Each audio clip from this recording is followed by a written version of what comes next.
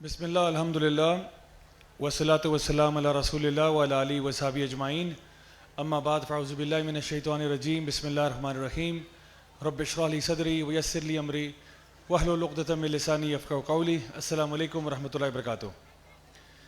الحمدللہ جی، آج ہم لوگ 26واں پارہ جو ہے اس کی تلاوت سن رہے تھے، اور آج چونکہ طاق رات بھی ہے تو میری دعا ہے کہ اللہ تعالی ہم سے ہماری عبادات تمام جو ہے وہ قبول فرمائے. اور انشاءاللہ یہ جو دعا ہے یہ پڑھنا نہ بھولیے گا. اللہم انک عفو تحب العفو فاعف عنی، کہ اللہ تو معاف کرنے والا ہے، تجھے معاف کرنا پسند ہے، مجھے معاف فرما. آج انشاءاللہ سورہ فتح کی کچھ آیات جو بالکل ابھی آخر میں ہم نے سنی وہاں سے شروع کریں گے، اور پھر آگے سورہ قاف میں بھی جائیں گے اور سورہ حجرات کو بھی دیکھیں گے، اگر ٹائم مل گیا تو کور کر لیں گے. سورہ فتح میں اللہ سبحانہ تعالیٰ آخری کچھ آیات میں ارشاد فرماتے ہیں، هو الذی ارسل رسولہ بالہدی ودین الحق لیظہرہ علی الدین کلہ وکفی باللہ شہیدا. اللہ تعالیٰ فرماتے ہیں کہ اللہ ہی ہے جس نے نبی کریم صلی اللہ علیہ وسلم کو ہدایت کے ساتھ تو دین حق کے ساتھ بھیجا. یعنی اللہ تعالیٰ نبی کریم صلی اللہ علیہ وسلم کی رسالت پر خود ایک تصدیق کر رہے ہیں کہ اللہ ہی ہے جس نے اس کو بھیجا، نبی کریم صلی اللہ علیہ وسلم کو ہدایت کے ساتھ تو دین حق کے ساتھ. یعنی جیسے کہ اللہ تعالیٰ ایک اور جگہ فرماتے ہیں ان الدین عند اللہ الاسلام، کہ جو دین اللہ کے سامنے ہے وہ اسلام ہی ہے اور کچھ بھی نہیں اللہ کے سامنے. یعنی جس چیز کو اللہ تعالیٰ نے کوئی ویٹیج دینی ہے وہ اسلام ہے. اور یہ کیوں بھیجا دین حق کے ساتھ؟ لیظہرہ علی الدین کلہ، تاکہ وہ تمام ادیان پر غلبہ پا سکے، تاکہ تمام ادیان کو ڈومینیٹ کر سکے، تمام ادیان، افکار، جتنی بھی چیزیں ہیں، تمام آئیڈیالوجیز کے اوپر ایک حق کی آئیڈیالوجی آ جائے. وکفی باللہ شہیدا، اور اللہ تعالیٰ تمہارے لیے کافی ہے ایز اے شہید، یا جس کو وٹنس کہتے ہیں، ایز اے گواہ کے طور پر اللہ کافی ہے. محمد رسول اللہ والذین معہ اشداء علی الکفار رحماء بینہم، محمد صلی اللہ علیہ وسلم اللہ کے رسول ہے اور جو ان کے ساتھ ہے والذین معہ اشداء علی الکفار رحماء بینہم، وہ کفار کے ساتھ شدید ہیں اور آپس میں رحم دل ہیں. اور پھر اللہ تعالیٰ فرماتے ہیں کہ آپ دیکھتے ہیں ان کے کہ وہ رکوع کرتے ہوئے، سجود کرتے ہوئے، ان کے چہرے کے اوپر، ماتھوں کے اوپر اس کے آثار بھی ہیں، ان کا ذکر تورات اور انجیل میں بھی ہے. یہ ساری باتیں اللہ تعالیٰ جو ہے نا بیان فرماتے ہیں صحابہ کے بارے میں. اور پھر جنرلی مومنین کے بارے میں بھی ایک بشارت دے دی کہ اللہ تعالیٰ ان کو اجر عظیم عطا فرمائے گا. تو یہاں پر ایک چیز نوٹ کرنے والی ہے کہ اللہ تعالیٰ یہاں پہ ایک رسالت کا ٹاپک بڑا ہیویلی کور ہوا ہے، کہ نبی کریم صلی اللہ علیہ وسلم کوئی شک نہیں اللہ کے رسول ہیں، وہ ہدایت لے کر آئے ہیں، ایک ایسا دین لے کر آئے ہیں جو تمام چیزوں کے اوپر ڈومینیٹ کرنے والا ہے. اس وقت ہم لوگ ادیان، وہ ایک مضمون ہم پڑھتے ہیں تقابل ادیان، تقابل ادیان سے زیادہ آج کل تقابل افکار چل رہا ہے. کیونکہ ابھی اتنا یہ بڑا مسئلہ نہیں ہے کہ جی اسلام ورسز کرسچینٹی اور اسلام ورسز جوڈیزم، یہ اتنی بڑی بحثیں نہیں ہے. ایک زمانے میں شاید یہ بحثیں تھیں. ابھی جو ہے وہ زیادہ چل رہا ہے اسلام ورسز لبرلزم، اسلام ورسز سیکولرزم، اسلام ورسز فیمنزم، اسلام ورسز ایتھیزم. کیونکہ یہ آج کے جو ماڈرن چیلنجز ہیں، یعنی 2000 کے بعد یہ چلنا شروع ہو گیا. ابھی یہ کم ملے گا آپ کو کہ کوئی مسلمان کسی کرسچن کے ساتھ ڈیبیٹ کرتے ہوئے، یہ بڑا ریئر ہو گیا. کیونکہ الحمدللہ اسلام جو ہے وہ باقی ساری ادیان کے اوپر ڈومینیٹ پہلے ہی کر چکا ہے. یعنی باقیوں کے، اگر آپ سمپل سی بات ہے، آپ چھوٹا سا دیکھیں، آپ اپنا اسکرپچر لے کے آئیں، ہم اپنا لے کے آتے ہیں. آپ اپنے اسکرپچر کا ہمارے اسکرپچر سے مقابلہ کر لیں، آپ خود کہیں گے ہم نے اس کو ایڈٹ کیا ہوا ہے، آپ خود کہیں گے ہم نے اس میں آلٹریشن کی ہے. ہمیں بھی کہنے کی ضرورت نہیں. آپ کے اپنے جو مولوی ہیں، آپ کے اپنے جو پریسٹ ہیں، آپ کے اپنے جو ہے نا پنڈت اور پادری ہیں، وہ خود کہیں گے ہم نے اس کو بدلا ہوا ہے. تو اللہ کا کلام تم نے خود ہی بدل دیا اور تم مان بھی رہے ہو تم نے بدلا ہے. تو پھر یہ تو آسمانی کتاب رہی نہیں نا. ہاں کچھ پورشن اس کا آسمانی ہو سکتا ہے، نو ڈاؤٹ اباؤٹ اٹ، لیکن اوور آل آپ نے اس کے اندر بہت چینجز کر دیے ہیں. میرے پاس گھر میں کچھ بائبلز کی کاپیز پڑی ہوئی ہیں، ان میں سے ایک بائبل بڑی خاص ہے، اس کو ریڈ لیٹر بائبل کہتے ہیں. وہ جو ریڈ لیٹر بائبل ہے اس میں عیسیٰ علیہ السلام کے جتنے بھی اقوال اور جتنی بھی ان کی باتیں وہ ریڈ پین سے یا ریڈ انک میں لکھی ہوئی ہیں، اور باقی سارا جو ہے وہ بلیک میں ہی ہے. تو آپ سوچیں کہ کتنا پورشن ہوگا جو ریڈ ہوگا، جو کہ آسمانی ہے ان کے بقول. وہ صرف 4% ہے پوری بائبل کا. باقی گاسپل آف میتھیو، مارک، لوک، جان، یہ بھی نہیں پتا ان کا سیکنڈ نیم کیا تھا. بعض لوگ کہتے ہیں یہ سینٹ پیٹر کا ہی نام ہے، کوئی کہتے ہیں نہیں ڈیفرنٹ لوگ تھے. واللہ عالم. ہمارے تو اسماء و رجال کا پورا علم ہوتا ہے حدیث کے اندر، جہاں پہ پتہ ہوتا ہے کہ کس نے کہاں سے چیز جو ہے وہ لے کے آ رہا ہے، اس کا راوی کون تھا، پوری ایک اسناد ہوتی ہے. لیکن یہاں پہ ہمیں پتہ ہی نہیں کہ میتھیو کا لاسٹ نیم کیا، یہ بھی نہیں پتا. تو اس لیے ان کے سامنے اگر ہم سمپل سی ایک چیز رکھیں نا تو وہ خود ہی پیچھے ہٹ جاتے ہیں کہ بھائی ٹھیک ہے آپ کی بات صحیح ہے. لیکن اب جو ایشو چل رہا ہے وہ یہ ہے کہ جہاں پہ نبوت کا اور انبیاء ساروں کا ہی کلی طور پر انکار کر دینا. آج ہم اس دور میں کہ انبیاء کو ماننا ہی نہ، بلکہ انبیاء کے بجائے فلسفیوں کو ماننا، کہ ہاں وہ بڑا فلسفی تھا, وہ ایک آئیڈیا دے گا. حالانکہ اللہ کا رسول اور فلسفی میں فرق یہ ہوتا ہے کہ اللہ کا رسول تو ڈائریکٹ ریولیشن لے کے آ رہا ہوتا ہے, اللہ تعالیٰ اس کو ایک سولوشن دے دیتے ہیں. فلسفی جو ہے نا وہ درجہ بدرجہ علم سیکھتا ہے, پھر اس میں غلطیاں ہوتی ہیں, پھر سیکھتا ہے, پھر کوئی بات کہتا ہے, پھر کہیں بھٹک جاتا ہے, پھر کہیں ادھر چلا جاتا ہے. تو وہ بھٹکتے بھٹکتے کوئی نہ کوئی ایک طریقہ جو ہے وہ آپ کو پیش کرتا ہے کہ بھئی زندگی گزارنے کے لیے میرے حساب سے آپ کو لبرل ہو جانا چاہیے, زندگی گزارنے کے لیے میرے حساب سے آپ کو سیکولر ہو جانا چاہیے, میرے حساب سے. تو وہ اپنے عقل اور سمجھ کے ساتھ اور ایکسپیرینس کے ساتھ کوئی بات پہ پہنچتا ہے. لیکن جو اللہ کا رسول ہوتا ہے اس کو اللہ تعالیٰ ایک ہی رات میں ساری چیز سمجھا دیتے ہیں. یعنی بسلسلہ وہی جو ہے اللہ تعالیٰ ڈائریکٹلی اس کو انسپائر کر دیتے ہیں. وہ کسی یونیورسٹی اسکول کالج میں نہ بھی گیا ہو, وہ اللہ تعالیٰ ڈائریکٹلی اس کو انسپائر کر دیتے ہیں کہ یہ تمہیں میں سولوشن دے رہا ہوں, اب یہ سولوشن لے جاؤ اور لوگوں تک پھیلا دو, کیونکہ یہ سولوشن فول پروف ہے, یہ سولوشن اس کی طرف سے جو خالق کائنات ہے. تو اللہ تعالیٰ یہاں پر یہ بات ارشاد فرما رہے ہیں, اور ساتھ یہ کہا کہ یہ جو نبی کے ساتھ لوگ ہیں اشداء علی الکفار رحماء بینہم, کفار کے سامنے شدید ہیں اور آپس میں جو ہے وہ رحم دلی کا معاملہ کرتے ہیں. تو آج ہم جب کوئی بات کرتے ہیں دین کی تو لوگ کہتے ہیں جی آپ جو ہے نا ٹالرنٹ ہو جائیں, ذرا تھوڑے سے آپ ذرا ٹالرنٹ ہو جائیں, آپ نا بہت ایکسٹریم پہ جا رہے ہیں. تو ہم یہ کہتے ہیں کہ ہم لوگ لوگوں کے ساتھ ٹالرنٹ ہیں لیکن آئیڈیالوجیز کے ساتھ ٹالرنٹ نہیں ہیں. آپ اگر یہ کہیں کہ جی ہم شرک کے اوپر ٹالرنٹ ہو جائیں, سوری بھائی یہ تو نہیں ہو سکتا. آپ کے ہم لوگ کفر پہ ٹالرنٹ ہو جائیں, نہیں یہ نہیں ہو سکتا. ہاں کوئی بندہ اگر کافر ہے تو ہم اس کے ساتھ یہ معاملہ کرتے ہیں کہ اس کو دین کی دعوت دیتے ہیں پیار محبت کے ساتھ, اس کے ساتھ ہمارا معاملہ اچھا ہی ہوگا. لیکن اس سلسلے میں ہوگا کہ اس کو دین کی دعوت دی جائے, اس کے ساتھ اچھا برتاؤ کیا جائے تاکہ انشاءاللہ اس کا دل نرم ہو, دین کے اوپر آنا اس کے لیے آسان ہو جائے. لیکن اگر آپ یہ کہیں کہ جی ہم ہر باطل آئیڈیالوجی کے ساتھ جو ہے وہ ٹالرنٹ ہو جائیں اور دین حق کو چھوڑ دیں, تو سوری بھائی یہ تو نہیں ہو سکتا. تو ہم لوگ تو اس پہ تو ہم شدید ہی رہیں گے, اشداء علی الکفار رحماء بینہم, اس پہ ہم شدید ہی رہیں گے. تو میں سمجھتا ہوں ہم لوگ ایک طریقے سے جو اسلام کی آئیڈیالوجیکل باؤنڈریز ہیں ان کے محافظ ہیں, ان کے بارڈرز پر کھڑے ہیں. جب ہمیں لگتا ہے کہ کوئی ایسا بندہ اس باؤنڈری کو کراس کر کے اندر آ رہا ہے اور ہمارے آئیڈیالوجی کو چینج کرنا چاہ رہا ہے, تو ہم اس کو کہتے ہیں بھائی جان یہاں سے اندر آپ نہیں آ سکتے, یہاں پہ داخلہ ممنون ہے, یہاں سے آپ پیچھے رہیں تو اچھا ہے. تو ہمیں اپنی باؤنڈریز کو ڈیفینڈ کرنا ہے, آئیڈیالوجیکل باؤنڈریز کو. اس وقت ہم دیکھتے ہیں کہ پوری دنیا میں جو لبرل فلاسفی ہے وہ پریڈومیننٹلی رائج ہے, اور لبرل فلاسفی جو ہے وہ اس میں کوئی دین کا کوئی حساب کتاب نہیں ہے, عمل دخل نہیں ہے, بلکہ آسان الفاظ میں وہ یہ کہتے ہیں کہ ہمیں اپنے معاملات کو چلانے کے لیے دین سے مشورہ لینے کی کوئی ضرورت نہیں ہے. یعنی ہم جو بھی کام کریں گے اس میں مولویوں سے نہیں پوچھیں گے یا پنڈتوں اور پادریوں سے نہیں پوچھیں گے کہ بھئی یہ کام کرنا حلال ہے یا حرام ہے, صحیح ہے یا غلط ہے. ہم وہ کریں گے جو ہم خود چاہیں گے, ہم جو خود جس عقل اور شعور کے ساتھ جہاں پہنچیں گے وہ ہماری آئیڈیالوجی ہوگی. تو یہ لبرل فلاسفی ہے. لبرل نکلا ہی لبرٹی سے ہے یا فریڈم سے ہے کہ ہر بندے کے پاس شخصی آزادی ہے اور ہمیں قانون بنانے کی آزادی ہے وغیرہ وغیرہ. تو اب اس فلاسفی میں وہ لوگ اپنی ایتھکس کہاں سے لے کے آتے ہیں, وہ اپنی مورالٹی کہاں سے لے کے آتے ہیں, وہ صحیح اور غلط کا تعین کیسے کرتے ہیں.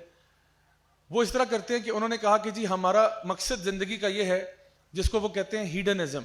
ہیڈنزم کا مطلب ہے pursuit of pleasure, pursuit of happiness, کہ زندگی کا مقصد یہ نہیں ہے کہ اللہ کی رضا ہے یا کوئی نہیں. زندگی کا مقصد ہے آپ نے اپنی خوشیوں کو میکسیمائز کرنا ہے. میکسیمم لوگوں کی خوشیاں جب میکسیمم پہ جا رہی ہوں گی تو یہ اچھی بات ہوگی, اور اگر منیمم لوگوں کے غم اور دکھ منیمم پہ ہوں گے تو یہ اچھی بات ہوگی. یعنی کم سے کم لوگوں کو غم ہو اور زیادہ سے زیادہ لوگوں کو خوشی ہو, تو یہ کام ایتھیکل ہوگا. اب یہاں پر ایک مسئلہ پڑ گیا, ان کے جو ارلی فلاسفرز تھے جان لاک وغیرہ اور تھامس ہابز, تو انہوں نے جب یہ باتیں کی تو آگے جا کے ایک ڈیڈ لاک یہ آ گیا کہ ایک ہائپوتھیٹیکل سینیریو فلاسفی میں پیدا ہوا کہ اگر مثال کے طور پہ 10 مرد ہیں اور وہ کسی ایک عورت کو اپنی ہوس کا نشانہ بنانا چاہتے ہیں, تو 10 لوگوں کے لیے تو فائدے کی بات ہے لیکن ایک کا نقصان ہو رہا ہے. تو انہوں نے کہا آپ کی لبرل فلاسفی پہ تو یہ چیز بالکل جائز ہے, کیونکہ آپ نے خود ہی کہا تھا کہ ہیڈنزم کا پرنسپل کہتا ہی ہے کہ زندگی کا مقصد خوشیاں لینا ہے, پلیزر لینا ہے. تو زیادہ لوگوں کو اگر فائدہ ہوگا تو وہ اچھی چیز ہوگی, اور اگر کم لوگوں کو نقصان تو وہ بھی اچھی چیز ہے. لیکن اگر زیادہ لوگوں کو نقصان ہو رہا ہے اور کم لوگوں کو فائدہ ہو رہا ہے تو پھر وہ ایتھیکل چیز نہیں ہے, پھر وہ ہم یہ نہیں کہہ سکتے کہ وہ گڈ ایکٹ ہے. تو اس کیس میں انہوں نے کہا کہ دیکھو یہ تو بظاہری طور پہ تو آپ اگری کریں گے کہ یہ جو 10 لوگ ایک عورت کو اپنی ہوس کا نشانہ بنانا چاہ رہے ہیں ٹھیک کر رہے ہیں اور ان کے لیے ایتھیکل پریکٹس ہے یہ. لیکن دل میں ان کو بھی پتا تھا, کیونکہ اللہ تعالیٰ نے ہر انسان کو فطرت پر پیدا کیا, تو پتا ان کو بھی تھا کہ کام غلط ہے, لیکن سمجھ نہیں آ رہا اس کو غلط ثابت کیسے کریں. تو آگے جی جان سٹیورٹ مل آئے اور انہوں نے ایک فلسفہ آفر کیا جس کو دا ہارم پرنسپل کہتے ہیں. انہوں نے کہا ایسا کرتے ہیں کہ ہیڈنزم کا پرنسپل قائم و دائم ہے. ہم اپنے pursuit of happiness, pursuit of pleasure کے لیے ہی کام کریں گے as long as it doesn't harm anyone. تو جان اسٹوارٹ مل نے ایک اور فلسفی تھا، اس نے یہ ساتھ ایڈیشنل چیز اٹیچ کروا دی. اس کو اٹیچ کرنے سے کیا ہوا، یہ جو فلسفہ ہے یہ آج پوری دنیا میں قائم و دائم ہے، اور یہ جتنی بھی ویسٹرن کنٹریز ہیں وہ یہی فلسفہ فالو کرتی ہیں. کیا فلسفہ؟ کہ ہم اپنے پلیجر کو پرسو کریں گے as long as it doesn't harm any one. سننے میں اچھا لگتا ہے لیکن اس میں پرابلم ہے. پرابلم یہ ہے کہ وہ کہتے ہیں کہ اگر کوئی بھی دو لوگ رضامند ہیں کسی بھی چیز پر تو وہ چیز جائز ہے، وہ چیز حلال ہے، اور اسٹیٹ کی یہ رسپانسبلٹی نہیں بنتی کہ وہ ان کو روکے اور کہے یہ آپ غلط کر رہے ہیں یا آپ حرام کر رہے ہیں. مثال کے طور پر ایک لڑکا اور لڑکی جو ہیں وہ آپس میں ایک ریلیشن شپ میں ہیں، گرل فرینڈ بوائے فرینڈ ہیں، وہ چاہے ساتھ رہیں چاہے زنا کریں کچھ کریں، وہ کہتے ہیں دیکھو رضامندی سے کر رہے ہیں نا، تو اسٹیٹ اس میں برائے مہربانی چپ کر کے سائڈ پہ بیٹھے، مولویوں سے مشورہ ہم نہیں لیں گے اس میں، کیونکہ دونوں کنسنٹ سے کر رہے ہیں. کنسنٹ سے ان کے بچے بھی ہو جائیں، شادی نہیں ہوئی، نو پرابلم، اٹس اوکے. اچھا پھر آگے بات چلی تو کہا کہ جی اچھا ایک بندہ جو ہے وہ شراب پی رہا ہے ایک پلا رہا ہے، تو نو پرابلم، یہ بھی کنسنٹ سے ہو رہا ہے. ایک بندے نے شراب کا اڈا کھولا ہوا ہے، باقی لوگ آتے ہیں پیتے ہیں پیسے دیتے ہیں، نو پرابلم، یہ بھی ایک اچھی چیز ہے، کوئی مسئلہ نہیں اس میں. اسی طرح سے کسی نے کوئی زنا کا اڈا کھولا ہوا ہے جہاں پہ پروسٹیٹیوشن چل رہی ہے، نو پرابلم، لوگ جو ہے کانٹریکٹ ہے، نو پرابلم، یہ بھی ٹھیک ہے. جوا کا اڈا کھولا ہوا ہے، جوا لوگ اپنی مرضی سے کھیلنے آ رہے ہیں، کسی کو جبرن تو کوئی نہیں کھلا رہا، تو وہ آگے کھیلنے، تو اس میں کیا بات ہے. سودی کاروبار کسی نے کرنا ہے، ایک بندہ سود دے رہا ہے ایک لے رہا ہے، نو پرابلم، کانٹریکٹ ہے دونوں کا، آپس میں کنسنٹ ہے، یہ بھی جائز ہے. حالانکہ قرآن مجید کے مطابق یہ اللہ اس کے رسول سے جنگ ہے. تو آپ سوچیں کہ انہوں نے اپنے لیے یہ سارے دروازے کھولتے ہوئے آج ویسٹرن ورلڈ میں اسی طرح سے کوئی بندہ خنزیر کا گوشت کھا رہا ہے ایک بندہ کھلا رہا ہے، نو پرابلم، یہ بھی ٹھیک ہے کیونکہ دونوں رضامندی سے کریں. ہاں جبرن کوئی کسی کو کچھ نہ کہے، جبرن کسی کو فورس نہ کرے، باقی تو as long as the harm principal is in place every thing is good. تو یہاں پہ تو بات رکی نہیں، آگے جا کے انہوں نے ہم جنس پرستی پہ بھی یہی والا قانون لاگو کر دیا کہ جی کوئی بندہ اگر آج دو مرد بھی آپس میں رشتہ کرنا چاہیں، دونوں کنسنٹ سے کر رہے ہیں، نو پرابلم. حتیٰ کہ کنسنٹ سے کچھ بھی آپ کر لیں، یعنی اللہ معاف کرے بہن بھائی بھی آپس میں کوئی رشتہ کر لیں تو کنسنٹ سے وہ بھی ٹھیک ہے. ٹیکنیکلی ان کے پاس اس کو روکنے کا بھی جواز کوئی نہیں ہے، سوائے اس کے کہ کہیں گے ہاں ہمیں ویسے بہت برا لگتا ہے یا اس سے بڑی الخط سی آتی ہے، یا لیکن وہ یہ ضرور، لیکن وہ پرنسپلی اس کا انکار نہیں کر سکتے، ان پرنسپل انکار نہیں کر سکتے، کیونکہ ان کا پرنسپل جو ہے ایتھکس کا وہ ہے hedonism with the harm principle. As long as it doesn't harm anyone, go ahead and do it. تو دیکھیے جب انسان اللہ کی شریعت کو، دین حق کو چھوڑ کر اپنے سائنسیں لڑانا شروع کرتا ہے تو پھر وہ اس قسم کی فضول چیزوں کے اندر پڑ جاتا ہے جہاں پہ آج ویسٹ پہنچ چکا ہے. تو ہو سکتا ہے کہ انہوں نے سڑکیں بنا دی اور بلڈنگیں بنا دی، عمارتیں بنا دی، لیکن ان کا سوشل فیبرک تباہ ہو چکا ہے. وہاں پہ ڈپریشن ریٹ، سوسائڈ ریٹس، حتیٰ کہ جو بچے ویڈ لاک سے بغیر پیدا ہوتے ہیں، آؤٹ آف ویڈ لاک جو بچے پیدا ہو رہے ہیں، ان کی جو شرح ہے وہ 50% سے زیادہ ہے. More than 50% children in the West are born out of wedlock. حرام کی اولادیں پیدا ہو رہی ہیں، اور اگر یہ ساؤتھ امریکہ میں آپ چلے جائیں یہ نمبر 70% پہ ہے. تو آپ سوچیں کہ لوگوں یہ ہوتا ہے جب آپ معاشرے کے ساتھ یہ کرتے ہو، پھر آپ دیکھیں کہ ہمارا دین تو آپ کی جان، مال، عزت، آبرو، حسب، نسب سب کی حفاظت کرتا ہے. تو انہوں نے جو اپنے لیے شریعت بنائی ہے اس کے ساتھ جو ان کے اثرات ہیں ان کے فیملی سسٹم پہ، ان کی سوسائٹل فیبرک پہ، وہ آج ہمیں نظر آ رہے ہیں. ہمارے پاس ہمارا دین اللہ کی طرف سے آیا ہوا ہے، یہ دین حق ہے اللہ کی طرف سے، اور اللہ نے ہمیں بتا دیا کہ کون سے کام کرنے والے ہیں کون سے نہیں کرنے والے. کہ ہم نے اگر یعنی ایک مرد اور عورت نے بھی رشتہ کرنا ہے تو وہ نکاح کے اندر ہی ہوگا، نکاح سے باہر نہیں ہو سکتا. سود دینا لینا جتنا مرضی کنسنٹ آپ کو ہو جائے، حرام حرام ہی رہے گا. خنزیر کا گوشت حرام ہی رہے گا چاہے جتنے مرضی لوگ رضامند ہو جائیں اس پہ. شراب حرام ہی رہے گا، جوا حرام رہے گا، وغیرہ وغیرہ جتنی چیزیں ہیں وہ حرام کی حرام ہی رہیں گی، چاہے پوری قوم، پوری دنیا مان جائے کہ نہیں ہمیں تو کوئی اس میں قباحت نظر نہیں آتی. اللہ کا قانون اسی طرح سے قائم و دائم ہے، کیونکہ اللہ کو بہتر پتہ ہے کہ اللہ نے کیا چیز جو ہے وہ انسانوں کے لیے بھیجی ہے. اللہ نے ہمیں پیدا کیا، اللہ بہتر جانتا ہے کہ ہمارے لیے کیا احکامات ہیں، مردوں کے لیے کیا احکامات ہیں، عورتوں کے لیے کیا احکامات ہیں، بچوں کے لیے کیا احکامات ہیں، بڑوں کے لیے کیا احکامات ہیں، اسٹیٹ کے کیا احکامات ہیں. یہ ساری چیزیں اللہ تعالیٰ نے واضح کر دیں. ہمارا کام ہے ان کو سیکھنا، سمجھنا اور امپلیمنٹ کرنا. اب ہم آتے ہیں ایک اور پورشن کی طرف، سورہ قاف میں. سورہ قاف میں جہاں پہ اللہ رب العزت کچھ قوموں کا ذکر کرتے ہیں، اور یہ ایک پروف ہے اللہ تعالیٰ یعنی کہ جزا اور سزا کا. سورہ قاف کے اندر ویسے اللہ تعالیٰ نے 4 آرگیومنٹس پیش کیے ہیں ان لوگوں کے لیے جو روز قیامت کو جھٹلاتے ہیں. مثال کے طور پہ اگر آپ کسی نان مسلم سے بات کر رہے ہیں، ایک نان مسلم سے بات کر رہے ہیں، اور آپ اسے کہتے ہیں کہ قیامت سے ڈرو، قیامت سے ڈرو، وہ کہتا ہے میں قیامت کو مانتا ہی نہیں ہوں. آپ کہتے ہو خدا کی قسم قیامت آئے گی, وہ کہتا ہے میں خدا کو بھی نہیں مانتا, تو اب اس کو آپ کو دلیل جو دینی پڑے گی وہ قرآن سے نہیں آپ دے سکتے. اب آپ اس کو جو دلیل دیں گے وہ کچھ عقلی دلائل بھی ہوں گے, وہ کچھ اور قسم کی ایویڈنسز ہوں گی جس پہ وہ غور کر سکے. تو وہ جو دلائل ہیں اللہ تعالیٰ سورہ قاف کے اندر بیان فرماتے ہیں, جس طرح سے اللہ تعالیٰ بتاتے ہیں کہ جو مثال کے طور پہ جب اللہ تعالیٰ کوئی کریشن پیدا کرتا ہے, جیسے گھاس اگتے ہیں, پلانٹس اگتے ہیں, پودے اگتے ہیں, تو کیا اللہ تعالیٰ نے جب ایک دفعہ پیدا کیا تھا تو دوسری دفعہ پیدا کرنا مشکل ہے؟ آپ اپنے سامنے دیکھتے ہو کہ گھاس سبز ہوتی ہے, پھر مر جاتی ہے, پھر دوبارہ اگتی ہے, پھر مر جاتی ہے. تو اللہ تعالیٰ نشانیاں دکھا رہے ہیں. کیا تمہیں نیچر کے اندر نظر نہیں آتا اللہ تعالیٰ کس طرح سے چیزوں کو مارتا ہے پھر زندہ کر دیتا ہے؟ تو تمہیں اس بات پہ کیوں شک ہو رہا ہے کہ تم مر کے دوبارہ نہیں آ سکتے؟ اور پھر اللہ تعالیٰ یعنی یہ وہ جو ان کا اعتراض تھا مشرکین کا, وہ یہ تھا کہ بھائی ہم جب گل سڑ جائیں گے, ہماری ہڈیاں جو ہیں وہ زمین میں مل جائیں گی, تب ہمیں اللہ دوبارہ زندہ کرے گا, یہ کیسے ہو سکتا ہے؟ اب اس کی مثال یہ دیکھیں کہ اگر ایک بندہ گاڑی چلا رہا ہے اور وہ مرگلا کی پہاڑی میں تھا اور وہ پہاڑی سے خدا نخواستہ گاڑی اس کے نیچے گر جاتی ہے اور نیچے گرتے گرتے آ کے وہ ٹکڑے ٹکڑے ہو جاتی ہے. اب اس گاڑی کو کیا جوڑنا ممکنات میں سے ہے یا امپاسبل ہے؟ ٹکڑے ہوئی بھی گاڑی بھی جڑ جاتی ہے, جتنی بھی مرضی گاڑی اس کے پرزے ہو گئے, ٹھیک ہے, نو پرابلم. اللہ تعالیٰ تو جو ہے نا قرآن میں فرما رہے ہمیں تو ایگزیکٹلی پتا کہ ہم نے یعنی جب انسان مٹی میں مل جاتا ہے تو انسان کے پرزے کہاں گئے ہیں, اللہ تعالیٰ تو یہ فرما رہا ہے. تو جس نے اور ہم نے اس کو ایک کتاباً حفیظ میں لکھا ہوا ہے, ایک واضح کتاب میں, ایک محفوظ کتاب میں لکھا ہوا ہے. جو چیز زمین کھا جاتی ہے, جو چیز زمین ایبزارب کر جاتی ہے, ایک ایک چیز کا ہمیں پتا ہے وہ کہاں گئی ہے. تو جب سارے پرزے پتہ ہیں آپ کو, تو اس کو جوڑنا زیادہ آسان ہے یا جب پہلی دفعہ آپ کے پاس گاڑی ڈیزائن بھی نہیں ہوئی بھی تھی تب بنانا زیادہ آسان تھا؟ ظاہری بات ہے اس ٹائم پہ تو زیادہ مشکل تھا نا, کیونکہ کار کا تو ڈیزائن بھی نہیں بنا ہوا تھا. اب اس کو اسکریچ سے بنانا ہے, نہ ہمیں ڈیزائن پتا, نہ ہمیں سائز پتا, نہ ہمیں اسپیکس پتا, کچھ بھی نہیں پتا. ادھر سے گاڑی بنانا زیادہ مشکل تھا, گاڑی پہاڑ سے گر کے ٹوٹ گئی, ٹکڑے بکھر گئے, ٹکڑوں کو جوڑنا زیادہ آسان ہے. زیادہ مسئلہ ہو گیا اسپیئر پارٹ, یہ سلطان کے کھو چلے جائیں, کھڈا مارکیٹ چلے جائیں, ٹھیک ہے, وہاں سے سارے پارٹس مل جائیں گے آپ کو. تو گاڑی جوڑنا زیادہ آسان ہے. جو پہلی دفعہ بنانا تھا, جو انجینئرز اور آرکیٹیکٹس اور اس کے اندر جو لوگ انوالو تھے, آٹوموٹیو انجینئرز, وہ زیادہ مشکل کام تھا. تو اللہ تعالیٰ فرما رہے ہیں ایک عقلی دلیل یہ دے رہا ہے کہ جس نے تجھے پہلی دفعہ پیدا کیا تھا وہ دوبارہ نہیں کر سکتا, تیرے اسپیئر پارٹ سارے اٹھا کے دوبارہ تجھے اکٹھا نہیں کر سکتا. تو اللہ تعالیٰ کچھ دلائل دے رہے ہیں, انہی دلائل میں ایک ہسٹوریکل پروفس ہیں. اور یہ ہسٹوریکل پروف کیا ہے کہ تیرے سے پہلے جو قومیں آئی تھیں ان کے ساتھ کیا ہوا تھا. تو اللہ تعالیٰ ذکر کرتے ہیں کذبت قبلہم قوم نوح واصحاب الرأس وثمود وآدم وفرعون واخوان لوط. تو اللہ تعالیٰ فرماتے ہیں کہ نوح علیہ السلام پہلے ان کی قوم آ چکی, اس کے پہلے جو اصحاب الرس تھے, سمود تھے, عاد, فرعون اور لوط علیہ السلام کے بھائی وہ تھے, وہ اصحاب الایکا وقوم التبع کل کذب رسول فحق وعید. اور تعالیٰ فرماتے ہیں ان سب نے اپنے رسولوں کو جھٹلایا.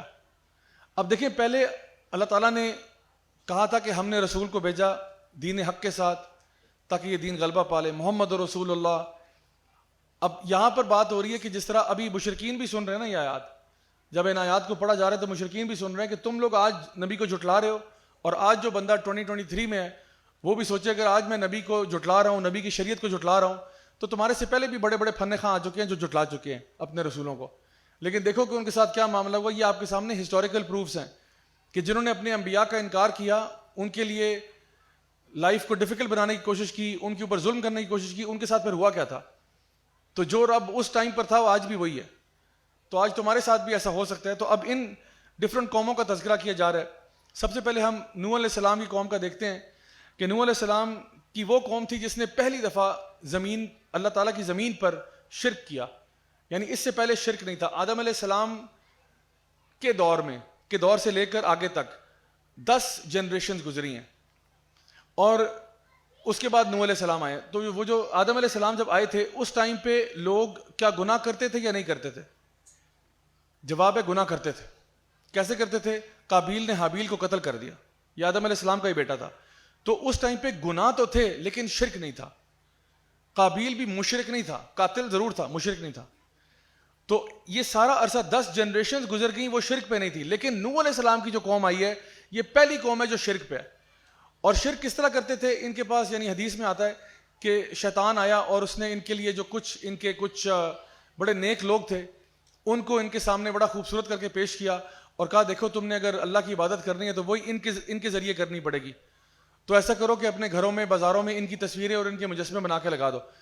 اور مسجدوں میں بھی لے. لوگوں نے کہا بھائی مسجدوں میں کہاں سے لے آئیں, عبادت تو اللہ کی ہوتی ہے. انہوں نے کہا چلو ٹھیک ہے, مسجدوں میں نہ رکھو, مسجدوں کے باہر رکھ دو, بازار میں رکھ دو, چوکوں میں رکھ دو, اپنے گھروں میں لگا دو. لوگوں نے کہا ہاں یہ کر سکتے ہیں. فائدہ اس سے کیا ہوگا؟ فائدہ یہ ہوگا کہ جب بھی ہم ان کی شکلیں دیکھیں گے تو ہمیں اللہ یاد آئے گا, ہم عبادت کریں گے, ہم بھی کہہ دیں گے سبحان اللہ, الحمدللہ, اللہ اکبر. نیک لوگوں کی تصویریں لگی ہوں گی, پکچرز لگی ہوں گی, مجسمے بنے ہوں گے, تو ہمیں اللہ یاد آئے گا, ہم کوئی سبحان اللہ وغیرہ کر لیں گے. اس کے بعد دوبارہ کچھ یہ جنریشن پوری چلے گی. اس کے بعد شیطان دوبارہ آیا. اب اگلی جنریشن کو شیطان نے کہا, اور دیکھیں کتنے آرام سے شیطان کام کرتا ہے. ایک پوری جنریشن کو صرف یہ کہا کہ چلو تم ان کے مجسمے بنا کے اپنے گھروں اور بازاروں میں رکھو. وہ جنریشن چلی گئی, اگلی جنریشن آ گئی. ان کو اس نے کہا دیکھو یہ تمہارے جو بڑے بزرگ تھے نا, یہ ان کو بڑا نیک سمجھتے تھے, تو آپ نے ان کو بازاروں اور گھروں میں رکھا ہوا ہے, مسجدوں میں نہیں رکھا. تو لوگوں نے کہا بھائی مسجدوں میں کیوں رکھیں, وہ تو اللہ کا گھر ہوتا ہے. تو انہوں نے کہا میں کون سا کہہ رہا ہوں کہ آگے رکھو, پیچھے رکھ دو. مسجدوں میں آگے نہ رکھو نا, جہاں پہ امام صاحب سجدہ کرتے ہیں وہاں نہ رکھو, پیچھے رکھ دو. تو یہ ہوگا کہ جب تم مسجدوں میں داخل ہوگے تو تمہیں ان سارے بڑے بڑے لوگوں کے چہرے نظر آئیں گے, تو تمہاری خشوع اور خضوع بڑھے گا, تمہیں یاد آئیں گے کہ یہ ہمارے رول ماڈلز تھے, جو کہ واقعی تھے بھی. تو کیا ہوا کہ وہ جو پکچرز اور مجسمے ہیں وہ مسجد کے اندر آ گئے, لیکن پیچھے. اب یہ پوری جنریشن بھی فوت ہو گئی, نئے لوگ آ گئے, ان کے بچے. ان کے بچوں کے پاس پھر شیطان آیا. اس نے کہا بات سنو, یہ سارے مجسمے مسجد کے پیچھے کیا کر رہے ہیں, تم لوگوں کو شرم نہیں آتی, اپنی پیٹھ کر رہے ہو, ان کو آگے کرو, سامنے لے کے آؤ ان کو. تو انہوں نے کہا نہیں, لیکن وہ تو کہیں ان کے آگے سجدہ نہیں, چھوڑو پڑے سجدے یار, یہ تو اللہ کے لوگ ہیں, تم ان کے پیچھے پیٹ کیسے کر سکتے ہو, تمہاری یہ مجال, اتنے بڑے گستاخ تم کیسے ہو گئے, چلو ان کو آگے لے کے جاؤ. جب وہ لوگوں نے کہا چلو ٹھیک ہے بھائی, وہ پکڑ کے مسجد کے آگے لے گئے. اب کیا ہوا, اس نے کہا بھائی ان کی عبادت تھوڑی ہو رہی ہے, عبادت تو اللہ کی ہو رہی ہے. وہ ویسے ان کو سامنے رکھا ہوا ہے کہ جب ہم عبادت کرتے ہیں ان کے چہرے لگے ہوتے ہیں تو ہم دیکھ کے انسپائر ہوتے ہیں, ہم تو موٹیویٹ ہوتے ہیں ان کو دیکھ کے. تو اب جی پوری جنریشن یہ بھی نکل گئی, یہ بھی سارے مر گئے. اس کے بعد نئی جنریشن آ گئی. اس جنریشن کو اس نے کہا کہ اے اللہ کے بندو, تم یہ ان کو کیسے تم اللہ کے ساتھ ڈائریکٹ ہوئے ہو, جانتے نہیں تمہارے ماں باپ ان کے ذریعے اللہ کے پاس جاتے تھے, تم لوگ اتنے گناہ گار ہو, اتنے خطا کار ہو, تمہاری تو 2% کی حیثیت ہی نہیں ہے, تم لوگ کہاں اللہ سے ڈائریکٹ ہو رہے ہو. یہ جو اللہ کے ولی ہیں نا, جن کی پکچرز, تصویریں, مجسمے سامنے پڑے ہوئے ہیں, ان سے مانگو گے تو ہی اللہ سے مانگیں گے. And this is the birth of شرک. یہاں سے شرک کا آغاز ہوا. یہ نبی کریم صلی اللہ علیہ وسلم کی حدیث ہے جہاں پہ آپ نے ایکسپلین کیا کہ کیسے نوح علیہ السلام کی قوم میں شرک داخل ہوا. اب جب داخل ہو گیا, نوح علیہ السلام نے دعوت شروع کر دی. 950 سال تک دعوت کرتے رہے, 950 سال. لیکن مسئلہ یہ تھا کہ ہر دفعہ وہ یعنی بدتر سے بدتر ہوتے چلے جا رہے ہیں. آپ کے صبر کا یہ عالم تھا کہ آپ دعوت دیتے رہے, لیکن لوگ جو ہیں وہ انہوں نے بات نہیں مانی اور بدتر سے بدتر ہوتے چلے گئے. پھر اللہ تعالیٰ کی طرف سے حکم آیا کہ نوح تو کشتی بنانا شروع کر. اچھا, کشتی بنائی جا رہی ہے ڈرائی لینڈ پہ. اب لوگ ان کا مذاق بھی اڑا رہے ہیں کہ بھئی آپ یعنی پانی ہے کوئی نہیں, اور نوح پہلے ہمیں دعوت دے رہا تھا, اب کشتی بنانا شروع کر دیا. اب کشتی بن رہی ہے, لوگ ہنس رہے ہیں, مذاق ہو رہا ہے. اب سوچے کہ نوح علیہ السلام جب ڈیلی اس کی تعمیر کا کام کرتے تھے, ہر روز جب لوگ گزرتے تھے وہاں سے, تو کیا کیا باتیں کہتے ہوں گے ان کو کہ نوح بھائی کون سے سفر پہ جا رہے ہو, پانی کہاں ہے, پہلے یہ تو بتاؤ. یہ بیچ میں بالکل جیسے کہتے ہیں نا باہر, جس طرح ہمارا پلاٹ ہے, پارکنگ لاٹ, یہاں پہ کوئی بندہ کشتی بنانا شروع کر دے تو اب کیا کہیں گے کہ بھائی اور کوئی آئیڈیا نہیں تھا تمہارے پاس, کوئی اور کشتی بنانا شروع کر دی تھی. سمندر کہاں, کراچی کا سمندر کدھر ہے, تم یہاں کیا کشتی بنا رہے ہو. لیکن نوح علیہ السلام خاموشی سے بناتے گئے, حتیٰ کہ پھر آپ نے ان کو ڈرایا کہ دیکھو اللہ تعالیٰ کے عذاب سے ڈر جاؤ, ابھی بھی چانس ہے واپس آ جاؤ. فَقُلْتُ اسْتَغْفِرُوا رَبَّكُمْ إِنَّهُ كَانَ غَفَّارًا يُرْسِلِ السَّمَاءَ عَلَيْكُمْ مِدْرَارًا وَيُمْدِدْكُمْ بِأَمْوَالٍ وَبَنِينَ وَيَجْعَلْ لَكُمْ جَنَّاتٍ وَيَجْعَلْ لَكُمْ أَنْهَارًا. نوح علیہ السلام اپنی قوم سے کہہ رہے ہیں کہ باز آ جاؤ, اللہ کے بندو باز آ جاؤ. لیکن لوگ باز نہیں آئے, حتیٰ کہ ان کا بیٹا بھی باز نہیں آیا. اور پھر انہوں نے کچھ ہینڈ فل آف پیپل کے ساتھ وہ سیلاب آیا, سارے تباہ و برباد ہو گئے, نوح علیہ السلام وہاں سے نکل گئے. تو اللہ تعالیٰ نے اس قوم کو پانی سے تباہ کیا. یعنی پانی ویسے دیکھیں تو کچھ بھی نہیں ہے نا, پانی کیا ہے, پانی تو بڑا اچھا ہوتا ہے, پانی ہم پیتے بھی ہیں, پانی بارش ہوتی ہے ہم انجوائے بھی کرتے ہیں. لیکن اگر اللہ تعالیٰ, ہر چیز اللہ کا فوجی بن سکتا ہے, ہر چیز اللہ کا فوجی ہے. اللہ چاہے پانی کو اپنا فوجی بنا دے اور اس کے ذریعے قوم کو اڑا کے رکھ دے. تو یہ ہوا, سارے کے سارے ڈوب کے مر گئے. تو یہ تو واقعہ تھا نوح علیہ السلام کی قوم کا. اس کے بعد ہم آتے ہیں جو ہود علیہ السلام کی قوم ہے, قوم عاد. ان کے بارے میں اللہ سبحانہ تعالیٰ ارشاد فرماتے ہیں کہ یہ ایسی قوم تھی جو کہ اپنی حد سے تجاوز کر گئے. ایک ایسی سویلائزیشن تھی, ایسے لوگوں کی سویلائزیشن تھی جو بہت ہی طاقتور تھے, اور طاقتور ہر اعتبار سے تھے. چاہے ان کے قد بھی بہت بڑے بڑے تھے, طاقت میں بھی بہت زیادہ تھے, مالی طاقت میں بھی بہت زیادہ تھے, ملٹری طاقت میں بھی بہت اسٹرانگ تھے. اور اللہ سبحانہ تعالیٰ فرماتے ہیں الم تر کیف فعل ربک بعاد, کہ کیا تمہارے تک تم نے دیکھا نہیں کہ کس طرح سے اللہ تعالیٰ نے عاد کے ساتھ ڈیل کیا تھا. ارم ذات العماد, یہ وہ لوگ تھے جو پلرز کی جگہ پر رہتے ہوتے تھے. اور پھر فرمایا التی لم یخلق مثلھا فی البلاد, اور ان جیسا اللہ کی مخلوق میں کوئی نہیں تھا, زمین میں کوئی بندہ ہی نہیں تھا ان جیسا. اور آپ سوچیں کہ یہ ٹیکنالوجیکلی اتنے ایڈوانس تھے کہ آج ہم بھی اتنے نہیں ہیں. یعنی یہ ایسی قوم تھی جن کے پاس وہ مائٹ اور پاور تھی کہ ان کے بڑے بڑے پیلسز, بڑے بڑے محل ہوتے, پہاڑوں کے اوپر یہ اپنے مونیومنٹس بناتے اور بہت ایکسیسولی اپنے اوپر سپینڈ کرتے, پھر بدماشیاں بھی کرتے, ساتھ نیبرنگ جو ٹرائبز اور قبیلے ہیں ان کو پکڑ لیتے. یعنی ان کی پوری بدماشی تھی, پوری بدماشی ان چیکڈ, اور ایک لیوش لائف سٹائل تھا. لیکن اس لیوش لائف سٹائل, ویسے عام طور پہ جو لوگ بہت عیاشی کی زندگی گزارتے ہیں نا, وہ خود بڑے نرم ہو جاتے ہیں, لیکن یہ نرم نہیں ہوتے تھے, یہ تھے بڑے ٹف لوگ. تو ڈسپائٹ دا فیکٹ کہ ان کا لائف سٹائل بہت ہی لیوش تھا, لیکن ان کے اندر پھر بھی وہ ایک اسٹرینتھ تھی, اور ان کو لگتا تھا کہ ہمیں تو کوئی ٹچ بھی نہیں کر سکتا. اور جب ہود علیہ السلام ان کو کہتے کہ اللہ کی طرف آؤ, توبہ کرو, گناہوں سے معافی مانگو, تو یہ کہتے تھے کہ ہمیں کوئی ضرورت نہیں ہے یہ کرنے کی. اللہ تعالیٰ نے ان کو طاقت دی, قوت دی, لیکن انہوں نے اللہ تعالیٰ کا انکار کیا, اور اللہ تعالیٰ نے ان کے اوپر ڈراؤٹ بھیج دیا. یعنی کئی عرصے کے لیے ان کے پاس بارشیں نہیں ہوئیں, اور بالکل جو کہتے ہیں نا کہ وہ قحط سالی کا معاملہ ہو گیا. اور پھر ہود علیہ السلام نے ان کو وعدہ کیا کہ اللہ تعالیٰ کا عذاب جو ہے وہ قریب ہے, اور یہ کچھ ہی دن میں تمہارے پاس پہنچ جائے گا. انہوں نے اس کا بھی مذاق اڑایا. لیکن پھر کیا ہوا کہ دور سے ایک وقت آیا کہ جب یہ اپنی سرکشی میں سے پیچھے نہیں ہٹ رہے تھے, تو دور سے ان کو کالے بادل نظر آئے, اور انہوں نے ہود علیہ السلام سے کہا کہ تم تو کہتے تھے عذاب آئے گا, یہ تو رحمت آ رہی ہے, کیونکہ بارشیں نہیں ہو رہی تھی نا, بالکل ڈرائی ہوا تھا سارا کچھ, کھانا پینا بالکل کم ہو گیا تھا. تو ہود علیہ السلام نے کہا کہ بھی اللہ کا عذاب آنے والا ہے. انہوں نے کہا عذاب تو نہیں, یہ تو بارش آ رہی ہے, تم تو کہہ رہے تھے یہ ہوگا, یہ تو بارش آ رہی ہے, اب تو ہماری اور ہی یعنی موجیں ہو گئی.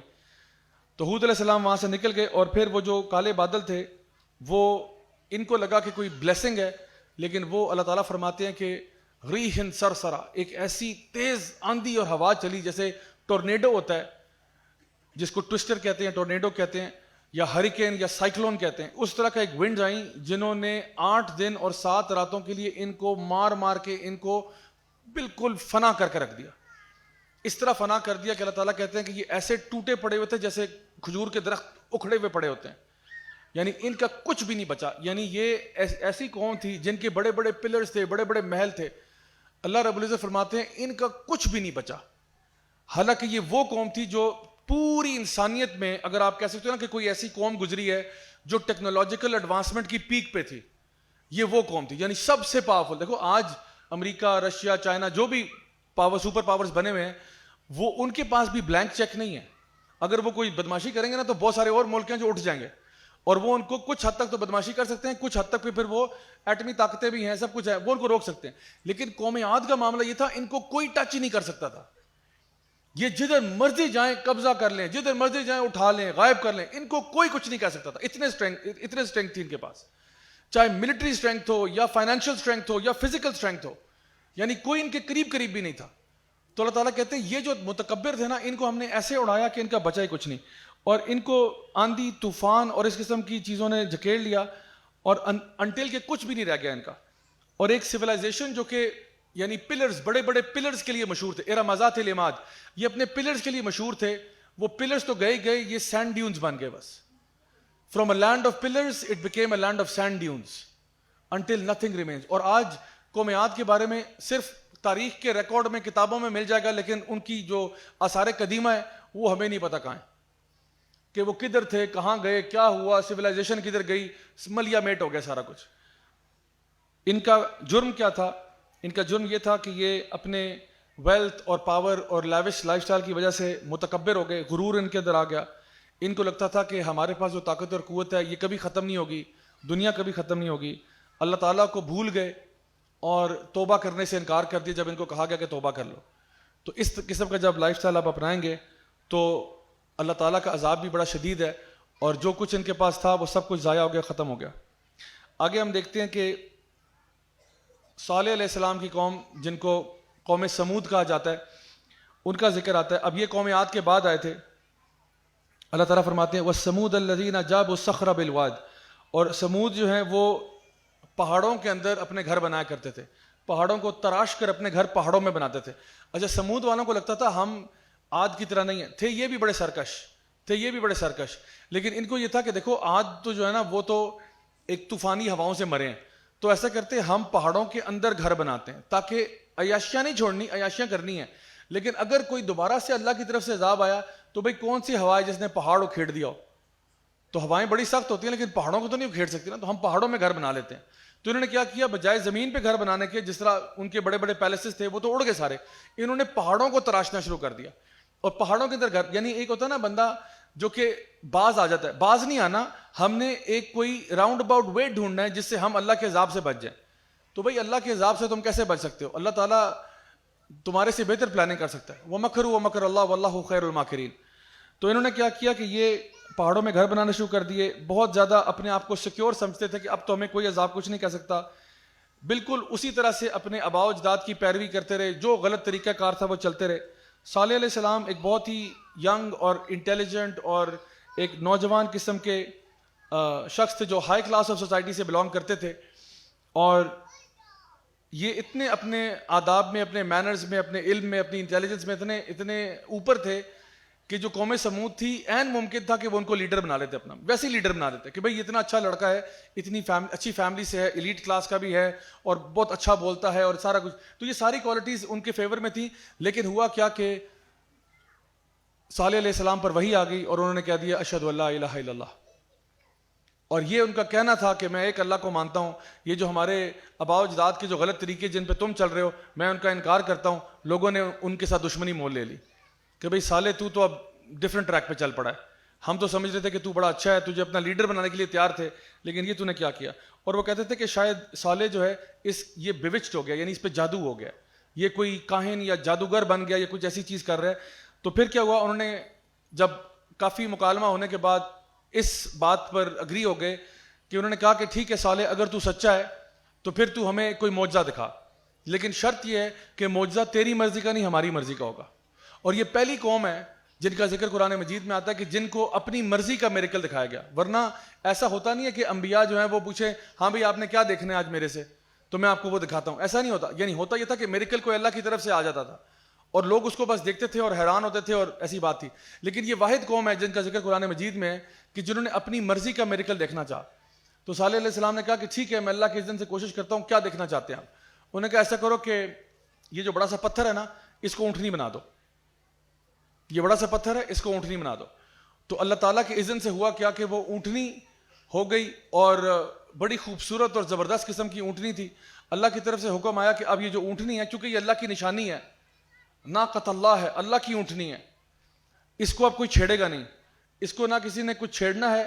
اور وہ اونٹنی پانی بھی بہت پیتی تھی, تو ان کو کہا کہ جی ایک دن یہ اونٹنی پانی پیا کرے گی, ایک دن لوگ پانی پئیں, اور ایک دن اس کو چرنے کا ٹائم دیا جائے, اور اس طرح سے. تو اس کو بڑا یعنی تاکہ یہ جب گھومے پھرے گی نا جب علاقے میں, اور لوگ دیکھیں گے کہ اتنی عالی شان اونٹنی جو ہے وہ پتھر اونٹنی میں جو ہے نا تبدیل ہو گیا, تو وہ خود ایک بہت بڑی دلیل ہوگی صالح علیہ السلام کے حق پر ہونے کی, اور لوگ پھر اسلام قبول کریں گے. ظاہری بات ہے لوگ پھر دین میں آئیں گے. تو ہوا یہ کہ جیسے یہ اونٹنی آ گئی تو لوگوں نے 9 لوگ تھے جنہوں نے پلاننگ شروع کر دی کہ ہمیں اس اونٹنی کو قتل کرنا چاہیے, کیونکہ جب تک یہ اونٹنی زندہ رہے گی لوگ تو دین پر آ جائیں گے. یہ تو معجزہ ہے, بہت بڑا معجزہ, اور ہماری مرضی کا معجزہ ہوا ہے. تو 9 لوگوں نے پلان کیا, ایک بندے نے قتل کیا, ایک بندے نے قتل کیا, اور جب عذاب آیا تو ساروں پر آیا. انہوں نے پہلے, ان کا پلان یہ تھا کہ پہلے ہم اونٹنی قتل کریں گے, اس کے بعد ہم صالح علیہ السلام کو قتل کریں گے اور ان کی فیملی کو بھی قتل کر دیں گے تاکہ کوئی نشان ہی نہ بچے پیچھے. اور اللہ تعالیٰ فرماتے ہیں فقال لهم رسول اللہ ناقۃ اللہ وسقیاها, کہ اللہ کے رسول نے پھر کہا کہ ناقۃ اللہ, میں تمہیں ڈراتا ہوں, اللہ کی اونٹنی اس کو کچھ نہ کہنا, اللہ کی اونٹنی کچھ نہ کہنا. لیکن پھر ایک بندہ آگے بڑھا اور اس نے اس اونٹنی کو قتل کر دیا. اور یہ وہ وقت تھا کہ جب ان کے اوپر عذاب جو ہے وہ لکھ دیا گیا. صالح علیہ السلام نے ان کو پنشمنٹ کے لیے کہا کہ بس تمہارے پاس 3 دن کی مہلت ہے, اس کے بعد عذاب آ رہا ہے. تو پہلا دن بھی گزر گیا, لوگوں نے کہا ابھی تک تو نہیں آیا. دوسرا دن بھی گزر گیا, کہا ابھی تک تو نہیں آیا. تیسرا دن بھی گزر گیا, کہا ابھی تک تو نہیں آیا. چوتھے دن کی صبح فجر کے ٹائم پہ عذاب آ گیا. اور وہ عذاب کیا تھا؟ اللہ تعالیٰ فرماتے ہیں کہ ایک چیخ تھی, ایک چنگھاڑ تھی جس نے ان کو پکڑ لیا اور جہاں پہ وہ تھے وہیں پہ مار دیا. یعنی اللہ تعالیٰ destroyed the people of Samud with a sound wave. یعنی آپ کو لگتا ہے نا کہ وہ لگتے تھے ہم پہاڑوں میں بیٹھے ہیں, 3 دن کے بعد عذاب بھی آیا تو کیا ہو جائے گا, کیا کر لیں گے ہمارا. اللہ تعالیٰ کہتے ہیں ہم نے ایک چیخ سے یا ایک چنگھاڑ سے ہی ان کو مار دیا. ایک ایسی ڈیفننگ ساؤنڈ آئی کہ وہ جہاں پہ تھے مر گئے سارے. آپ کو پتہ ہے وہ کچھ ووکل کوچز ہوتے ہیں اور سنگرز بھی ہوتے ہیں اوپرا وغیرہ والے, جو ایسے گلاسز کو نا کریک کرتے ہیں اپنے ساؤنڈ کے ساتھ. تو ساؤنڈ کے اندر ایک ساؤنڈ بھی ایک انرجی ہے, اور اگر ساؤنڈ کو بھی ایک خاص طریقے سے استعمال کیا جائے نا تو وہ کانچ کو توڑ سکتی ہے. جیسے آپ نے فیل کیا ہوگا کہ کبھی کسی گاڑی کے اسپیکرز میں بہت بیس کی آواز آ رہی ہو تو آپ کے دل میں بھی ڈھک ڈھک ڈھک ہو رہی ہوتی ہے, تو اس سے کچھ چیزیں بھی وائبریٹ کر رہی ہوتی ہیں. تو وہ ایسی ساؤنڈ ویو تھی کہ جس نے لوگوں کو مار دیا, جہاں جہاں پہ وہ بیٹھے ہوئے تھے, لیٹے ہوئے تھے, جس طرح بھی تھے, وہ تباہ و برباد ہو گئے. اب سوال یہ پیدا ہوتا ہے کہ 9 بندوں نے پلان کیا تھا, 9 بندوں نے پلان کیا تھا, ایک نے قتل کیا تھا, ساری قوم کو مار دیا. کیوں؟ اس کی وجہ یہ ہے کہ 9 لوگوں نے تو پلان کیا تھا, ایک بندے نے قتل کیا تھا, اور باقی ساری قوم سو رہی تھی. جب اللہ کے رسول لوگوں کو ڈرا رہے تھے, وارن کر رہے تھے, تو ان کا ساتھ دینے والا کوئی نہیں تھا سوائے مٹھی بھر لوگوں کے جو بچ گئے, ورنہ کوئی ان کا ساتھ دینے والا نہیں تھا. لوگ پتہ کیا کہہ رہے تھے, لوگ اپنی لائف میں بہت بزی تھے. لوگ کہتے تھے یار میں نے صبح دفتر جانا ہوتا ہے, میرے پاس ٹائم نہیں ہے, میں اب سالے کو جا کے ڈیفینڈ کروں گا. یار میرے اپنے بیوی بچے, یار اپنی ٹینشن پڑی ہوئی ہے, ڈالر کہاں چلا گیا ہے, ڈیزل مہنگا ہوا ہے, پیٹرول کدھر پہنچا ہوا ہے, یار میرے پاس ٹائم نہیں ہے میں اب جا کے اللہ کے رسول کو جا کے ڈیفینڈ کروں, میں اس کی جا کے خدمت, یار یہ کام نہیں ہوتا. اپنی ٹینشنیں بڑی پڑی ہوئی ہیں. تو یہ جو میجورٹی تھی نا جو سو رہی تھی, جو اس دنیا کے اندر گم ہوئی تھی, اللہ تعالیٰ کہتے ہیں ان ساروں کو اڑا دیا ہم نے. کیونکہ وہ کہتے ہیں for evil to spread all you need is for good people to do nothing. آپ چاہتے ہو معاشرے میں فحاشی اور یعنی بدکاری اور یہ ساری چیزیں پھیلیں, اچھے لوگ چپ کر کے بیٹھ جائیں, وہ کوئی اور کام کریں, وہ امر بالمعروف نہ کریں, نہی عن المنکر نہ کریں, اچھائی کا ساتھ نہ دیں, برائی کو نہ روکیں, تو پھر اللہ تعالیٰ کی پکڑ بڑی سخت ہے. اللہ تعالیٰ کہتا ہے بھائی تجھے پھر میں نے بھیجا کیوں تھا زمین پہ, میں نے تجھے زمین پر کیوں بھیجا تھا؟ وما خلقت الجن والانس الا لیعبدون, تجھے بھیجا اللہ کی بندگی کے لیے تھا, تو کدھر لگا ہوا ہے؟ ٹھیک ہے پیسہ کمانا ہے آپ نے, مال کمانا ہے, فیملی کو ٹھیک رکھنا ہے, یہ نو پرابلم, لیکن جب اللہ کے دین کو آپ کی ضرورت پڑی آپ وہاں کیا کر رہے تھے؟ جب اللہ کے نبی کو, اللہ کے رسول کو تیری ضرورت تھی تو وہاں کیا کر رہا تھا؟ تو اللہ نے پھر ساروں کو عذاب میں لپیٹ لیا, اور جو لوگ بچ کے نکلے وہ بچ کے نکل گئے.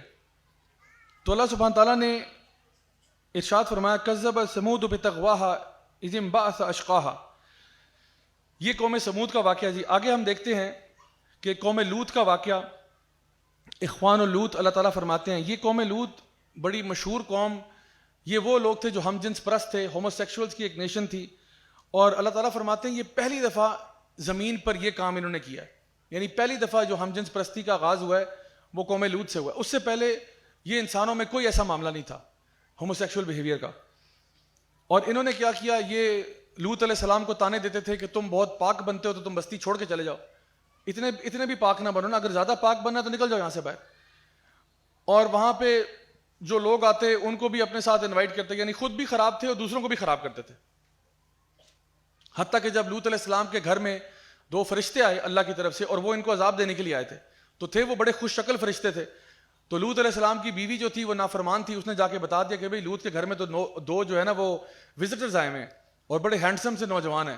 تو یہ اتنے کوئی خبیث تھے, یہ گھر پہنچ گئے, ان کے گھر پہنچ گئے اور دروازہ کھٹکھٹانا شروع کر دیا کہ لوط ان کو ہمارے حوالے کر دو, چپ تم ٹھیک ہے پاک بننا چاہتے ہو بنو, یہ بندے ہمارے حوالے کرو. تو لوط علیہ السلام نے کہا کہ کیا میری امت کی بیٹیاں تمہارے لیے کافی نہیں ہیں کہ تم یہ کس قسم کی وہ چیز کر رہے ہو جو آج سے پہلے کبھی ہوئی نہیں ہے؟ تو انہوں نے پھر بہت اصرار کیا, اور پھر اس قوم کے ساتھ کیا ہوا, اگین ان کو بھی الٹیمیٹم دیا گیا کہ باز آ جاؤ اس سے پہلے کہ اللہ تعالیٰ کی پکڑ تمہارے اوپر آ جائے. اور جب پکڑ آئی تو یہ وہ قوم ہے جس پہ بدترین عذاب آیا, یعنی اس سے بڑا عذاب کسی قوم پر اللہ نے نہیں بھیجا. پہلے کیا ہوا, ان کو بھی سب سے پہلے ایک چنگھاڑ نے پکڑ لیا, ایک شاک ویو, ایک ساؤنڈ ویو آئی جس نے ان کو ہلا کے رکھ دیا. اس کے بعد کیا ہوا, پوری بستی کو اٹھا کر الٹا دے کر دیا گیا. اللہ تعالیٰ قرآن مجید میں یہ بات ارشاد فرماتا ہے کہ ہم نے بستی کو پلٹ دیا. اس کے بارے میں بعض روایات میں آتا ہے کہ جبریل امین کو بھیجا گیا عذاب دینے کے لیے. 2 فرشتے پہلے بھی تھے, جبریل امین بھی تھے. جبریل امین نے اس پوری بستی کو اپنی پر کی نوک پہ اٹھایا اور ایسے الٹا کر کے دے مارا. اس سے پہلے چنگھاڑ یہ پہلے سن چکے تھے. اور پھر کیا ہوا, ابھی عذاب ختم نہیں ہوا. اب آپ سوچیں گے چنگھاڑ نے مار دیا ہوگا, نہیں ابھی رک جائیں. اٹھا کے اس نے ان کو پٹخنے نے مار دیا ہوگا, ابھی بھی نہیں. اوپر سے اللہ کہتے ہیں ہم نے ان کے اوپر پتھروں کی جہنم کے پتھروں کی بارش کی ان کے اوپر, اور ہر پتھر پہ اس بندے کا نام لکھا ہوا تھا کہ کس کے سر میں جا کے لگنا ہے, جس نے ان کو اڑا کے رکھ دیا. شاید یہ لاشوں کو ہی پتھر پڑے ہوں گے, یعنی یہ اللہ کا غضب تھا ان پہ کہ تم لوگوں نے نہ صرف فحاشی کی ہے بلکہ تم نے وہ کام کیا جو بالکل غیر فطری ہے. ایسی کوئی تم نے خباثت تم نے ایجاد کر دی ہے لوگوں میں کہ اللہ کا غصہ ان کے اوپر جو ہے نا غضب نازل ہوا ہے. اور آج لوگ جو کہتے ہیں نہیں یہ پاکستان میں بھی ہو جائے تو کیا بات ہے, یہ لوگ ابھی آ رہے ہیں. ہم جی یہ اگر ہم پارلیمنٹ کے ذریعے اس کو پاس کروا دیں, اس کو ہم لوگ لا میں لے آئیں تو کیسی بات ہے. یہ باہر کے ملکوں میں تو ہم جنس پرستی کے اوپر میرجز الاؤڈ ہے نا, اس لیے کیونکہ وہ کہتے ہیں وہی بات ہے ہارم پرنسپل, ہیڈنزم, کہ بھئی دو مرد آپس میں کرنا چاہیں تو مولانا صاحب آپ سائڈ پہ بیٹھے, آپ کو کیا تکلیف ہو رہی ہے. ہم کہتے ہیں تمہاری بائبل میں بھی یہ لکھا ہوا ہے, تمہاری تورات میں بھی یہ لکھا ہوا ہے. سوڈوم اینڈ گمورا کا واقعہ ان کو بھی اچھی طرح پتہ ہے, اور ان کے آثار قدیمہ آج بھی آپ کو مل جائیں گے کہ ان کی بستیوں کے ساتھ ہوا کیا تھا. کیونکہ یہ وہ نہیں ہے جس طرح قوم عاد تھی کہ جن کا کچھ بچا ہی نہیں. ان کو اللہ نے بچا کے رکھا ہے. کیوں؟ تاکہ ہمارے لیے عبرت کا نشان ہو کہ جن لوگوں نے یہ حرکت کی تھی ان کے ساتھ کیا معاملہ ہوا. تو آج ہمیں لگتا ہے کہ نہیں ہم وہی حرکت کر کے بچ کے نکل جائیں گے. اللہ سے ڈرنا چاہیے. میں ایک جگہ لیکچر دے رہا تھا اسلام آباد کے ایک سیکٹر میں, اور میرے پاس ایک لڑکا آیا اور اس نے کہا کہ ضیاء بھائی میں ہومو سیکشول ہوں, اور اس نے میرا ابھی لیکچر اٹینڈ کیا تھا. تو میں نے کہا کوئی بات نہیں, دیر از اے وے آؤٹ, دیر از اے وے آؤٹ. اس نے پھر مجھے ایک ایپ دکھائی. اس نے کہا ضیاء بھائی اس ایپ پہ نا میں ابھی آپ کو آن کر کے دکھاتا ہوں, یہ دیکھیں یہ آپ کو نظر آ رہا ہے اس سیکٹر میں کتنے ہومو سیکشولز ہیں. میں ان کی پروفائل پہ کلک کروں گا اور میں ان کے ساتھ ابھی میں کہہ سکتا ہوں کہ let's meat up, let's engage. اور ان کے ماں باپ کو بھی نہیں پتا ہوگا کہ ہم جو دو دوست مل رہے ہیں ہم کیوں مل رہے ہیں. اور آپ کو پتہ ہے وہ جب اس نے مجھے سیکٹر دکھایا نا, آپ یقین کرو وہ پورا سیکٹر تقریباً ریڈ ڈاٹ سے بھرا ہوا تھا. ریڈ ڈاٹ کا مطلب ہے یہاں جس طرح آپ کوئی گاڑی آرڈر کرتے ہیں نا اس پہ کریم اوبر وغیرہ یا ان ڈرائیو پہ, تو وہ گاڑیاں پاپ اپ کرتی ہیں نا کہ یہاں گاڑی اویلیبل ہے, تو آپ پھر ایک گاڑی پک کر لیتے ہیں. تو وہ اس طرح کر کے دکھا رہا ہے, پاپ اپس آ رہے ہیں کہ یہ سارے لوگ ہومو سیکشول ہیں, اب آپ بتائیں کس کو آپ میسج کرنا چاہتے ہیں. پھر وہ رسپونڈ کرے گا تو آپ اس کے ساتھ کوئی میٹنگ وغیرہ کر لیں.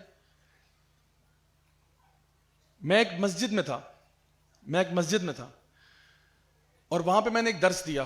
درس دینے کے بعد ایک بھائی میرے پاس آئے, انہوں نے کہا کہ میں شادی شدہ ہوں, میرے 3 بچے ہیں, ضیاء بھائی میں ہومو سیکشول ہوں. میں نے کہا یار آپ شادی شدہ ہیں, آپ کے 3 بچے ہیں. کہتے بس میں اصل میں نا پورن ایڈکشن میں گیا تھا, اس کے بعد میں اور چیزوں میں گیا, پھر میں اور چیزوں میں گیا, اب مجھے لت لگ گئی اس چیز کی, اب مجھے اپنی وائف میں کوئی اٹریکشن نہیں ہے, حالانکہ میرے 3 بچے ہیں. اور مجھے کہتے ہیں خدا کا واسطہ ہے مجھے بچا لیں, خدا کا واسطہ ہے مجھے بچا لیں.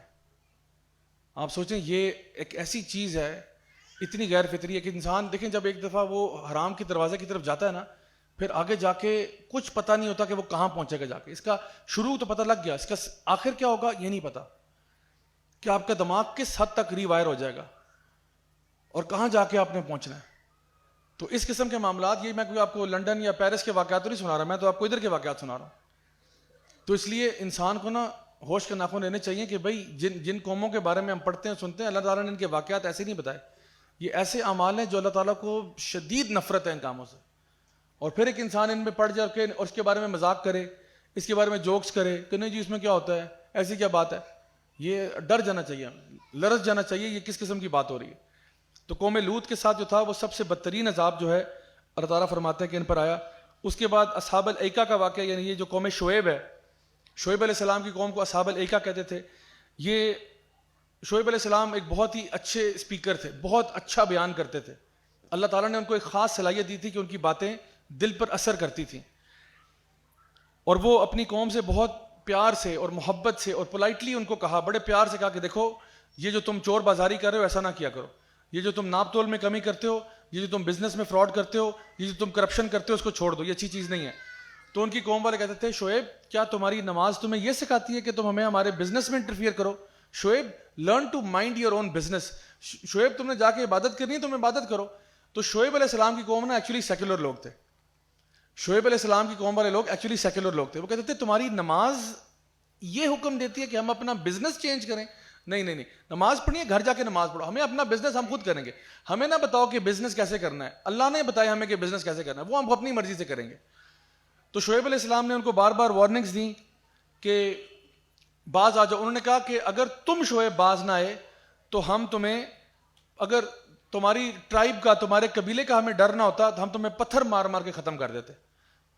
کہ شعیب تم ایک اچھی فیملی سے ہو, تمہارا قبیلہ ایک بڑا قبیلہ ہے, اگر ہمیں ان کا لحاظ نہ ہوتا ہم تمہیں پتھر مار مار کے ختم کر دیتے. شعیب علیہ السلام نے کہا کہ تمہیں میرے قبیلے کا لحاظ ہے, تمہیں اللہ کا لحاظ نہیں ہے. وہ رب جو میرا بھی رب ہے تیرا بھی رب ہے اس کا لحاظ نہیں ہے, میرے قبیلے کا لحاظ ہے. تو پھر کیا ہوا, ان لوگوں کو تباہ کر دیا گیا ایک زلزلے کے ساتھ. ایک زلزلہ آیا جس نے ان کو جہاں اپنے گھروں میں لیٹے ہوئے تھے گھروں میں ہی مر گئے سارے. جس طرح لیٹے ہوئے تھے زلزلہ آیا, سب کو دھڑام سے ان کے اوپر گرا, سارے مر گئے. تو یہ وہ لوگ ہیں جن کو بار بار وارن کیا گیا. اس کے بعد موسیٰ علیہ السلام کا ذکر آتا ہے, موسیٰ اور فرعون کا. اذهب الى فرعون انه طغى, جاؤ فرعون کے پاس وہ طغیانی کر گیا. اور کیا طغیانی کی تھی, فرعون نے تو بہت کچھ کیا تھا. فرعون نے تو بچوں کو بھی قتل کر دیا, فرعون نے اپنے بنی اسرائیل کو غلام بنایا ہوا تھا, ان کے اوپر ظلم سب کچھ کرنا. تو یہ ساری معاملات ہونے کے باوجود اللہ تعالیٰ نے پھر بھی موسیٰ علیہ السلام کو بھیجا کہ اذهب الى فرعون انه طغى, جاؤ فرعون کے پاس وہ طغیانی کر گیا. یعنی جتنے بھی گناہ فرعون کے ہیں ان کو ایک لفظ میں اللہ تعالیٰ نے سمیٹا کہ انه طغى, طغیانی کر گیا. یعنی لمٹس کو فرعون لمٹس کراس کر رہا ہے. اب یہ لمٹس کو جو کراس کر رہا ہے اس کا عذاب کیا آیا کہ وہی پہلے تو اس کے اوپر بہت سارے ٹرائلز اور ٹریبولیشنز آئے, اور اس کے بعد فائنلی کیا ہوا کہ وہ پانی میں ڈوب کے مر گیا. جب موسیٰ علیہ السلام نے سمندر جو ہے نا اللہ تعالیٰ کے حکم سے سمندر کے 2 حصے ہوئے, موسیٰ اور ان کے جو ساتھی تھے وہ نکل گئے, اور فرعون اور اس کے حواری جو ہیں وہ سارے سمندر کے اندر آ کے مر گئے.